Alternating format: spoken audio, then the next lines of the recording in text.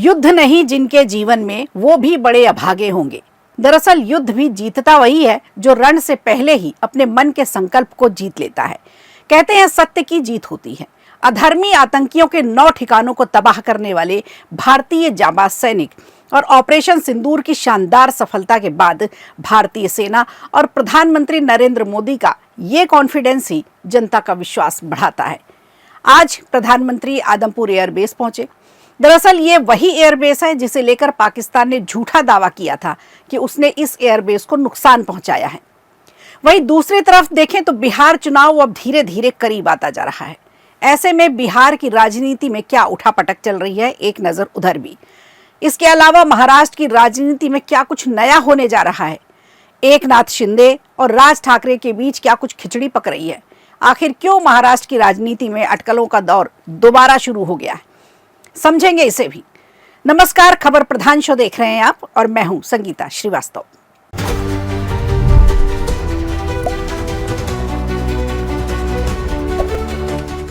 रामचरितमानस के सुंदरकांड की एक चौपाई।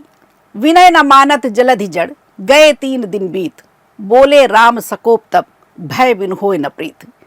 तीनों सेना प्रमुख और डीजीएमओ ने जब प्रेस कॉन्फ्रेंस शुरू की, उसके पहले पाकिस्तान की तबाही का एक वीडियो चलाया जिसमें रामधारी सिंह दिनकर की कविता पढ़ी गई। एक दिन पहले शिव तांडव का भी जिक्र किया गया और फिर राष्ट्रकवि रामधारी सिंह दिनकर की कृष्ण की चेतावनी से दुश्मनों को चेतावनी दी गई। इन दोनों वीडियो और कविता के जरिए भारतीय सेना यही संदेश देना चाहती है कि जब नाश मनुष्य पर छाता है, पहले विवेक मर जाता है। उन्होंने साफ शब्दों में पाकिस्तान को करारा जवाब दिया। गौर करने वाली बात यह है कि जब पत्रकारों ने डीजीएमओ से सवाल पूछने शुरू किए, तब उन्होंने बहुत से सवालों को कॉन्फिडेंशियल बताकर उन सवालों को स्किप कर दिया। ये बताता है कि भारत अब भी बहुत ही शांति से, गुप्त तरीके से अपने ऑपरेशन को अंजाम दे रहा है, जिसका रिजल्ट पूरी दुनिया देख रही है, आगे भी देखेगी। बार बार कहा भी जा रहा है कि ऑपरेशन सिंदूर अभी जारी है, लेकिन वहीं दूसरी तरफ पाकिस्तान है जो इस समय आधा खुद तो कब्र में धंस चुका है। कुछ दिनों पहले ही पाकिस्तान ने इस बात का दावा किया था कि उसने आदमपुर एयरबेस को तबाह कर दिया है। पाकिस्तान का ये दावा पूरी तरह से झूठा निकला, क्योंकि खुद प्रधानमंत्री ने इस दावे को खारिज कर दिया है और आदमपुर एयरबेस का दौरा किया।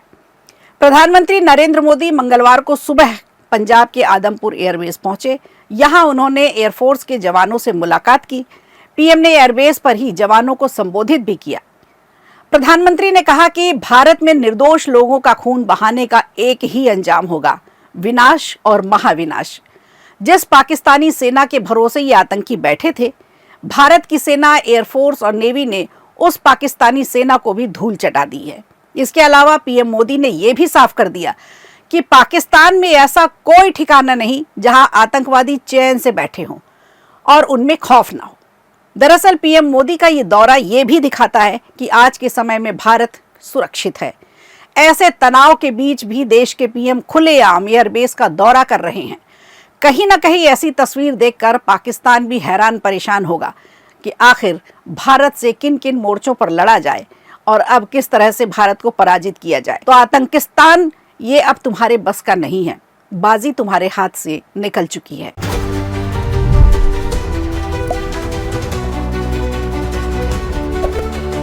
इधर बिहार चुनाव की बात करें तो बिहार के चुनाव में ऊंट किस करवट बैठेगा, इसका अंदाजा कोई नहीं लगा सकता। दरअसल बिहार में चुनाव जैसे जैसे करीब आता जा रहा है, वैसे वैसे राजनीति की बिसात में मोहरें भी रंग बदलती हुई दिखाई दे रही हैं। बीते दिनों पहले खबर आती है कि पप्पू यादव ने ताल ठोक कर कांग्रेस से 12 सीटों की मांग कर ली है।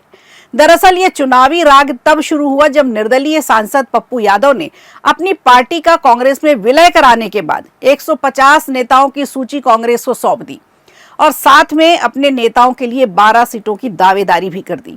पप्पू यादव के 2 करीबी नेताओं ने यह सूची प्रदेश कांग्रेस प्रभारी कृष्णा अल्लावरू और प्रदेश अध्यक्ष राजेश कुमार को सौंपी।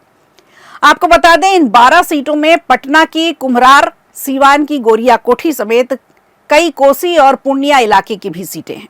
अब प्रदेश कांग्रेस नेतृत्व पशुपेश में है, चिंता में है कि पप्पू यादव के इतने समर्थकों को कमेटी में कैसे और किधर एडजस्ट किया जाए। वैसे अब तक राजनीतिक हालात के अनुसार इंडिया अलायंस के लड़ने के लिए कांग्रेस के हिस्से में 50 से 60 सीटें आ पाएंगी और ऐसी हालत में पप्पू यादव के समर्थकों को ज्यादा से ज्यादा 3 से 4 सीटें मिल सकेंगी। वहीं दूसरी तरफ भाजपा का मास्टर स्ट्रोक देखने लायक है। भाजपा ने 243 विधानसभा सीटों में अलग अलग जातियों के सम्मेलन आयोजित करने का निर्णय लिया है और इस अभियान की शुरुआत 15 मई से होने वाली है। भाजपा का ये कदम बिहार विधानसभा चुनाव में आरजेडी के बड़े ओबीसी वोट बैंक को तोड़ने की कोशिश के तौर पर देखा जा रहा है। इसके अलावा बीजेपी ने जातीय जनगणना का निर्णय लेकर पहले ही विपक्ष का मुख्य चुनावी मुद्दा छीन लिया है। दूसरी ओर बीजेपी की बात करें तो अपनी पारंपरिक सवर्ण वोट की जो सीटें हैं, उसकी सवर्णों का जो वोट बैंक है उस पर तो काम कर ही रही है, लेकिन सीएम नीतीश कुमार के अत्यंत पिछड़े वर्ग समुदायों में भी पैठ बनाने की कोशिश कर रही है।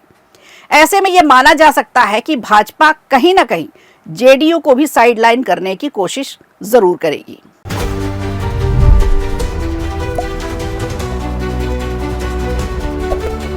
इधर संकेत कुछ ऐसे मिल रहे हैं कि महाराष्ट्र की राजनीति में काफी उथल पुथल देखने को मिल सकती है। अब राज्य में एक और बड़े राजनीतिक बदलाव की अटकलें लगाई जा रही हैं। दरअसल महाराष्ट्र में जल्दी ही स्थानीय निकाय चुनाव होने वाले हैं। इस चुनाव को लेकर राजनीतिक दलों के बीच चर्चाओं का दौर शुरू हो चुका है। इसी क्रम में अब अटकलें लगाई जा रही हैं कि एकनाथ शिंदे की पार्टी शिवसेना और राज ठाकरे की पार्टी एमएनएस स्थानीय निकाय चुनाव के लिए एक साथ आ सकते हैं। दरअसल शिवसेना के नेता और महाराष्ट्र सरकार में मंत्री उदय सामंत ने एमएनएस पार्टी के प्रमुख राज ठाकरे से मुलाकात की। उदय सामंत राज ठाकरे से मिलने उनके दादर वाले निवास पर पहुंचे। हालांकि दोनों नेताओं के बीच इस मुलाकात की औपचारिक वजह अभी सामने नहीं आई है। अगर सूत्रों की माने तो पता चलता है कि स्थानीय निकाय चुनाव में एकनाथ शिंदे की अगुवाई वाली शिवसेना के साथ एमएनएस के गठबंधन की चर्चाएं शुरू हो चुकी हैं। माना जा रहा है कि शिवसेना के नेता उदय सामंत और एमएनएस प्रमुख राज ठाकरे के बीच इसी के चलते मुलाकात हुई है। अगर दोनों दल एक साथ आते हैं तो महाराष्ट्र में राजनीति की एक नई इबारत लिखी जाएगी, एक नया अध्याय शुरू हो जाएगा। आपको बता दें, कुछ ही दिनों पहले उद्धव ठाकरे और राज ठाकरे के साथ आने की अटकलें लगाई जा रही थी। खूब चर्चा थी इस बात की। शिवसेना के प्रमुख एकनाथ शिंदे ने इस पर बयान भी दिया और कहा कि मैं इस बारे में सही समय आने पर जवाब दूंगा। ये दोनों पार्टियों का अंदरूनी मामला है, मैं इस पर ज्यादा कुछ कहना नहीं चाहता। इसके साथ ही एकनाथ शिंदे ने उद्धव ठाकरे पर निशाना साधते हुए कहा था, आप याद करें तो, कि जनता ने उद्धव ठाकरे को उनकी जगह दिखा दी है। दरअसल इन दोनों पार्टी के विलय की संभावना इसलिए भी तेज है क्योंकि दोनों पार्टियों ने इस वक्त चुप्पी साध रखी है और राजनीति में ऐसा माना जाता है कि चुप्पी बहुत कुछ बयां करती है और ये चुप्पी जब टूटेगी तो मानकर चलिए कि महाराष्ट्र की राजनीति में और भी कहीं कुछ टूटने और जुड़ने की खबरें जरूर आएंगी। तो खबर प्रधान में आज के लिए इतना ही। दीजिए इजाजत, नमस्कार। वीडियो अच्छा लगा हो तो लाइक कीजिए, शेयर कीजिए और कमेंट बॉक्स में हमें जरूर बताइए।